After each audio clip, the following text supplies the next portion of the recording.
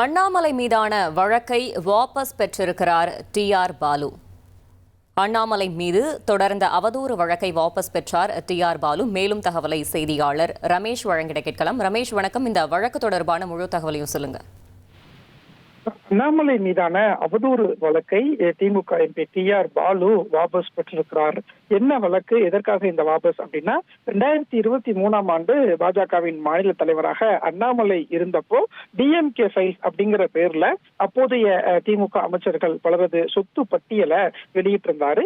அப்படி வெளியிடும் போதுதான் திமுகவின் பொருளாளரும் எம்பியுமான டி.ஆர். பாலு மற்றும் அவருடைய குடும்பத்துக்கு சொந்தமான விவரங்கள் அப்படின்னு சில சொத்து பட்டியலை அண்ணாமலை வெளியிட்டிருந்தாரு.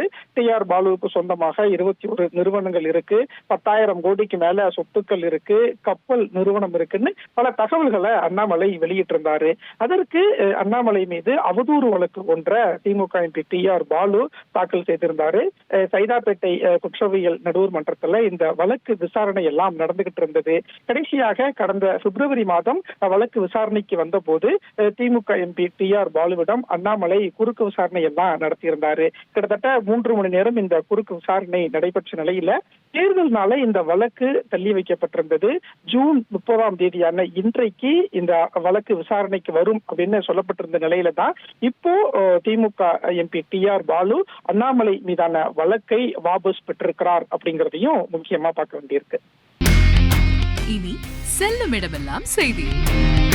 தந்தை டிவியின் வாட்ஸ்அப் சேனலை ஃபாலோ பண்ணினா செல்ல இருக்கும் இடமெல்லாம் செய்தி. இதோ QR கோட் இப்பவே ஸ்கேன் பண்ணுங்க, ஃபாலோ பண்ணுங்க.